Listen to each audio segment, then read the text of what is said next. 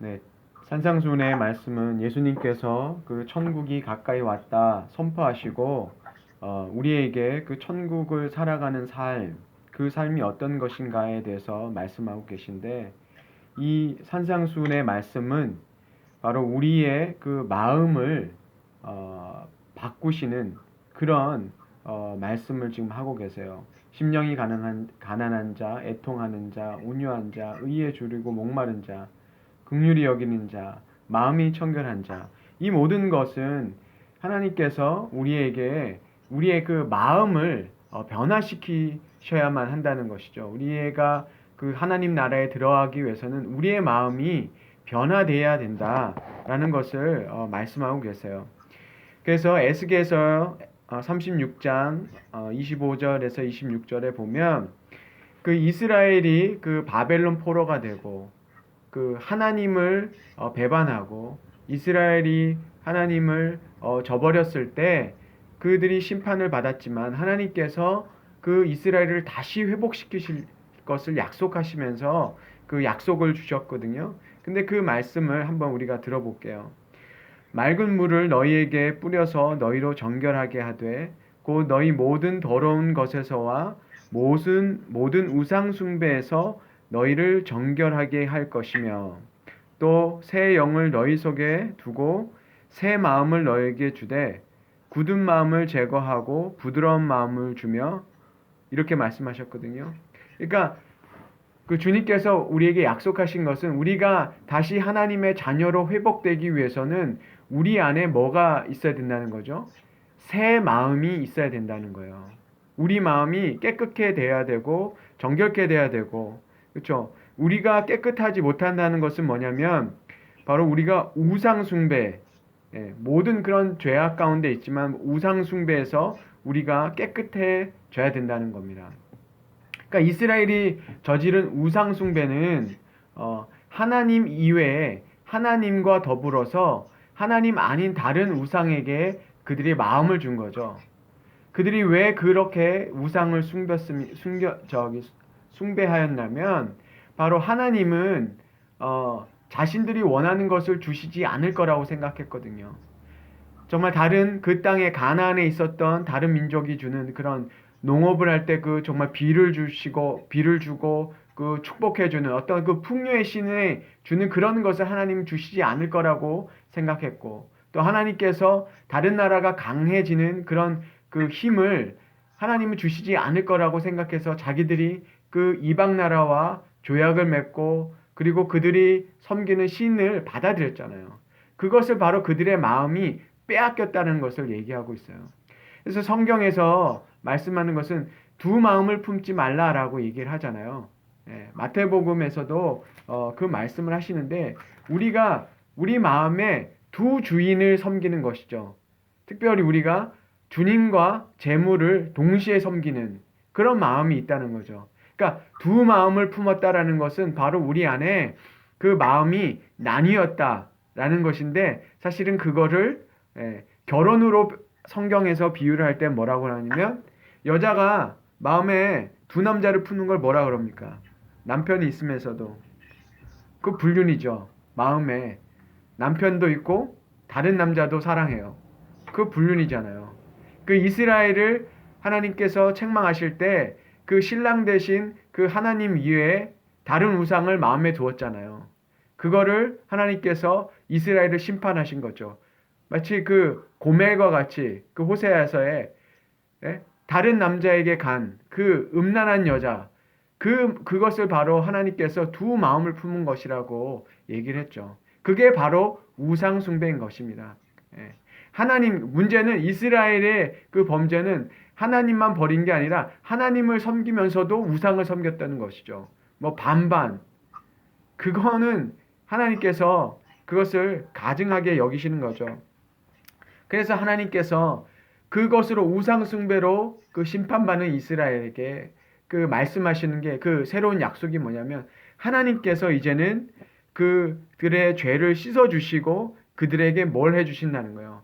새 마음을 주신다는 거예요. 굳은 마음을 제거하고 여기서 굳은 마음이라고 번역을 했는데 그 원래 원어는 뭐예요? 돌이에요. 돌 같은 마음. 진짜 딱딱하게 굳어서 아무것도 받아들일 수 없는 그런 마음인데 그 마음을 제거하고 그 부드러운 마음을 주신다는 거죠. 그래서 그렇게 하고 우리에게 새 영을 주셔서 그래서 새 마음을 그러니까 새 영이 오셔야 되는 거예요. 새 영이 하나님의 영이 우리에게 오셔야 우리에게 새 마음 그 새로운 존재가 된다는 거죠. 그렇게 될 때 왜 새 영을 우리에게 불어넣어 주십니까? 그렇게 주실 때 우리 마음에 그 하나님의 말씀을 지키게 된다는 거예요. 하나님의 말씀을 우리가 지키는 그런 사람이 되죠. 27절에 그래서 또 내 영을 너희 속에 두어 너희로 내 율례를 행하게 하리니 이렇게 말씀하셨거든요. 그러니까 그 성령께서 우리에게 오셔야지만 우리가 바로 하나님의 말씀을 지킬 수 있는 그런 사람이 된다라는 것이죠. 바로 그 새 마음이 있어야만 우리가 그 하나님의 말씀을 지킬 수 있는 것이죠. 그래서 우리가 두 주인을 섬길 때 그 특별히 그 말씀하실 때 마태복음에서 무슨 말씀을 하시냐면 내 보물이 있는 그곳에 내 마음도 있느니라. 눈은 몸의 등불이니 그러므로 내 눈이 성하면 온몸이 밝을 것이요 눈이 나쁘면 온몸이 어두울 것이니 이 말씀을 하세요. 이렇게 우리의 마음이 그 보물이 있는 곳에 우리 마음이 가는데 그 다음에 갑자기 그 눈 얘기를 하세요. 그게 뭐냐면 우리가 무엇을 가치 있게 여기느냐에 따라서 우리의 마음이 거기에 가는데 그러면 마음이 가는데 어디에 갑니까? 눈이 가잖아요. 그 눈이 가잖아요. 그러니까 그 눈이 성하다는 것, 그 정결하다는 것은 바로 그 생명의 빛인 바로 주님을 우리가 바라보지 않고 다른 것을 바라보면 어떻게 됩니까? 우리 마음이 어두워진다라고 얘기하고 말씀하고 계신 거예요. 그래서 우리가 바로 그 주님을 바라보는 것, 주님을 의지하는 것, 주님의 말씀을 따라가는 것, 그것이 우리 눈이 성하기 위해서, 깨끗하기 위해서는 바로 그 주님을 향하는 거죠. 왜냐하면 그 주님이 우리의 보물이니까. 그 주님께 우리가 눈을 향할 때 바로 우리의 그 온 몸이 성해지는 것과 마찬가지죠. 그래서 시편 73편에 우리가 몇 번 공부했었는데 73편의 1절에 뭐라고 얘기합니까? 하나님이 참으로 이스라엘 중 마음이 정결한 자에게 선을 행하시나니 이렇게 얘기하고 있어요. 마음이 정결한 자에게 하나님께서 선하신 일을 행하신다라고 얘기를 했는데 우리가 알듯이 73편의 말씀이 뭘 얘기하는 거였습니까? 그 시편의 시인이 무엇 가지고 하나님께 기도하였냐면 하나님, 내가 하나님의 그 법을 지키고 하나님의 율법을 따라 잘 살고 있는데 하나님 이게 뭐예요? 이런 시편이란 말이에요. 하나님, 저는 하나님 말씀 듣고 하나님 말씀 따라 살아가는데 하나님께서 저를 정말 혼내시고 저에게 정말 징책하시고 그러는데 저 하나님의 말씀하고 정말 아무 상관없는 저 인간들은 왜 이렇게 잘 삽니까? 고통도 없고 아픔도 없고 오히려 더 잘 살고 정말 교만으로 똘똘 뭉친 저 인간들 왜 그렇습니까? 라고 얘기를 했는데 그 시인이 그렇게 불평하지만 시편 기자가 뭐라고 얘기했냐면 그 마음이 정결한 자에게 하나님의 선을 행하신다고 하는데 그 선이 어떤 거였어요? 그 73편 뒤를 보면 이 시편 기자가 얘기하는 하나님이 어떻게 우리를 선하게 해주시느냐. 그런데 악인이 그렇게 잘 살고 번영하지만 그러면 하나님의 말씀을 가지고 정결하게 되는 자에게 하나님께서 선을 베푸신다는데 그런 선은 어떤 선인가? 라고 얘기할 때 시편 그 기자가 얘기해요. 뭐라고 하냐면 내가 항상 주와 함께하니 주께서 내 오른손을 붙드셨나이다. 이 눈이 열린 거예요. 하나님 앞에 기도하니까 우리가 이 산상수훈의 말씀처럼 마음이 정결한 자에게 복이 있다고 그랬고 그 정결한 자가 뭘 보라고 그랬어요? 하나님을 볼 것이요 라고 했잖아요. 그런데 이 73편에 바로 그걸 얘기하고 있어요. 뭐냐면 이 시편 기자가 그래, 하나님께서 정결한 자에게 선을 베푸신다는데 그럼 그 사람이 깨달은 선, 하나님이 우리에게 베풀어 주신 선이 뭐예요? 하나님이 내 오른손을 붙들어 주시네. 이게 보이는 거죠. 하나님을 본다는 게 바로 이거예요. 하나님이 나를 붙들어 주시는구나. 그렇잖아요. 하나님 내 오른손을 붙들어 주시고, 그리고 주의 교훈으로 나를 인도하시고, 그리고 영광으로 나를 영접하시고, 그렇죠? 그 말씀을 하시잖아요. 그리고 나서 28절에는 뭐라 그래요? 하나님께 가까이함이 내게 복이라. 하나님 내게 가까이 있는 거잖아요. 내 오른손을 붙들어 주시고 나를 붙들어 주신 그 하나님, 그리고 나에게 하나님의 영광을 보여주신 그 하나님, 하나님 내게 가까이 계시네. 이걸 봤다라는 거잖아요.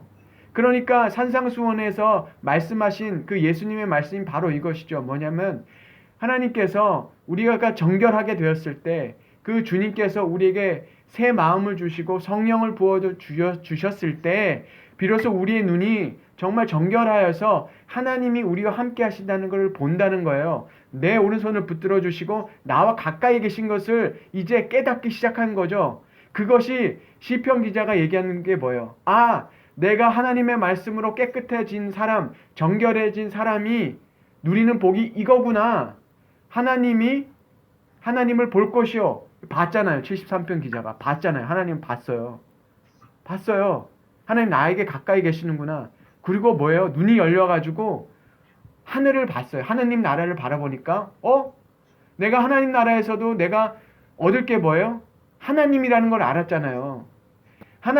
내가 하나님 나라를 봤을 때 하늘이 열리는 것을 이 사람이 시편 기자가 봤단 말이에요. 하늘이 열리고 내가 하나님께서 나에게 주신 하나님 나라에서 나에게 주실 게 뭐지? 봤더니 그게 누구예요? 하나님이었잖아요. 하나님. 그래서 하늘 위에도 내가 바랄 자가 누구예요? 하나님이란 말이에요. 하나님. 내가 하나님 나라 가서 내가 얻을 상, 그것 봐, 하나님 자신이에요. 그 하나님이 내 상급이란 말이에요. 나의 전부가 되시는 거죠. 하늘나라에서. 그러니까 하느님 나라 가가지고 하나님보다 뭔가 더 받을 거 생각하는 그 사람들 사실 물어보고 싶어요. 정말 하나님 아는 거냐고. 이해됐어요?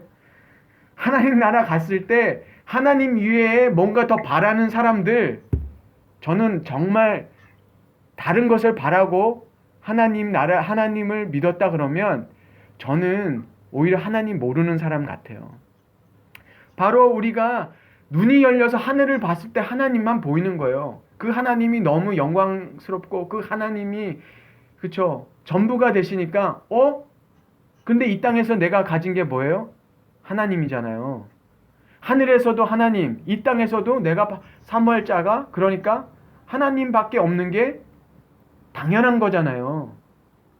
하늘나라에서도 내가 하나님이 전부고 이 땅에서도 뭐가 전부된 삶을 사는 거예요. 하나님이 전부된 삶을 사는 거잖아요. 그러면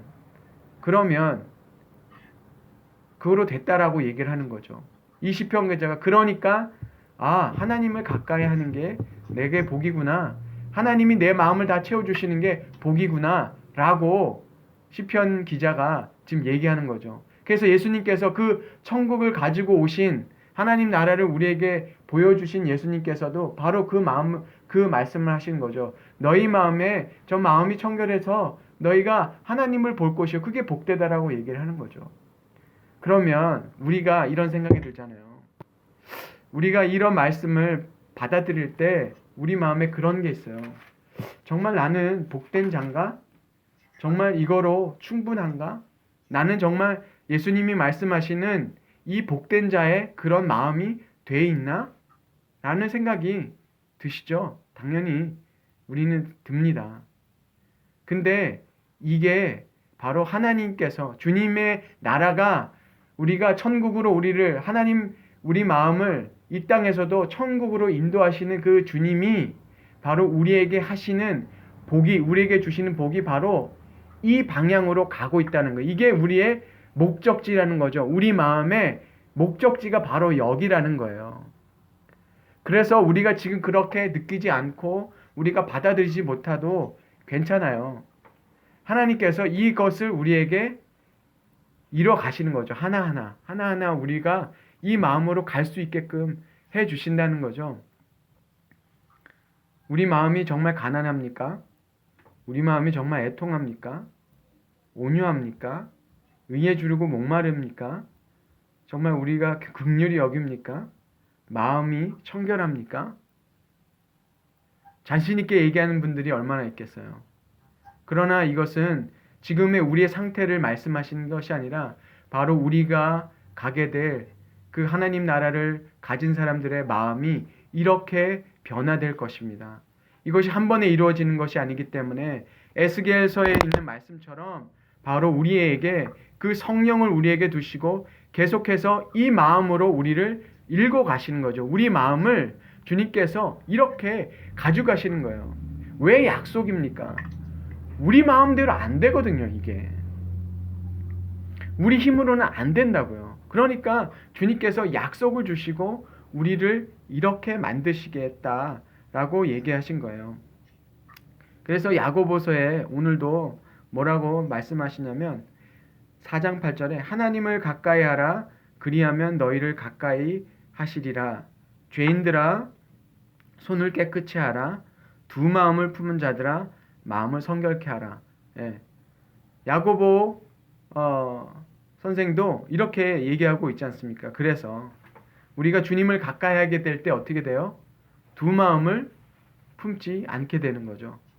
우리에게 그 다른 마음, 세상에 빼앗긴 마음을 주님께서 우리를 돌이켜 주시고 주님의 그 마음으로 우리를 인도해 주신다는 거죠. 그래서 야고보서 1장 6절에도 그렇게 말씀하셨어요. 오직 믿음으로 구하고 조금도 의심하지 말라. 의심하는 자는 마치 바람에 밀려 요동하는 바닷물결 같으니. 이렇게 말씀하셨는데 바로 그 사람들이 어떤 사람이냐면 두 마음을 품었다라고 얘기를 해요. 예. 믿음이 없이 구하는 사람들. 근데 왜 의심하냐면 바로 우리가 그 어려운 그 시험을 통과할 때 그 시험을 주시는 것은 하나님께서 우리에게 조금도 부족함 없이 하기 위해서라고 말씀하시거든요. 그러면 우리가 그 하나님을 믿을 때 우리에게는 주님께서 그 부족함을 채워 주신다는 거죠. 우리가 의심하는 이유는 딱 한 가지예요. 우리가 원하는 대로 안 주실까 봐 염려하거든요. 그런데 정말 믿음으로 구하는 자는 우리의 어려움 속에서 주님께서 응답하실 때 그 응답하심이 바로 우리의 모든 부족함을 채워진다라는 것이죠. 그리고 그 부족함이 남는다고 할지라도 사도 바울과 같이 어떻게 합니까? 우리가 그렇게 연약한 채로 남아있다라고 하더라도 그렇죠? 우리가 기도할 때 그 사단의 가시를 정말 하나님께서 없애주시지 않았지만 사도 바울이 어떻게 고백했습니까? 주님께서 뭐라고 말씀하셨어요? 내 약함이 바로 주님의 강함이라 라고 얘기하셨죠. 주님의 능력이 나타남이라 그것을 깨달았을 때 그 약함 그 채로 있고 그렇죠? 채워지지 않은 그 채로 있다라고 할지라도 우리가 그 주님을 자랑할 수 있고 그 주님만을 의지할 수 있다는 거죠. 그것이 바로 우리에게 주어진 믿는 자에게 축복이죠. 우리는 때로는 채워지지 않은 것으로 정말 불평하고 그러지만 그런데 우리의 그 연약함을 통해서 하나님께서 일하시고 하나님께서 채우시고 하나님의 강함으로 능력으로 채워주실 것을 믿을 때 오히려 우리에게 그 부족함이 자랑할 것이구나 라고 가는 것이 바로 우리의 믿음의 그 길이라는 것을 우리가 정말 깨닫는 이 시간이 되었으면 좋겠어요. 그래서 우리에게 그 성령을 주셔서 오늘도 우리가 주님의 말씀을 지키게 하시는 우리가 이 상상순의 말씀처럼 우리 마음이 변해가는 것을 인하여서 정말 복되구나 라고 고백하는 우리가 생각한 대로 응답되지 않는다고 할지라도 그것이 응답된 것이 아니라고 얘기하는 것이 아니라 그것이 바로 하나님의 응답이요. 하나님께서 더 하나님의 능력과 그 강함으로 우리를 채우실 것을 우리가 의심치 않고 정말 더 믿음으로 나아가는 우리 삶이 되기를 주님의 이름으로 축원합니다.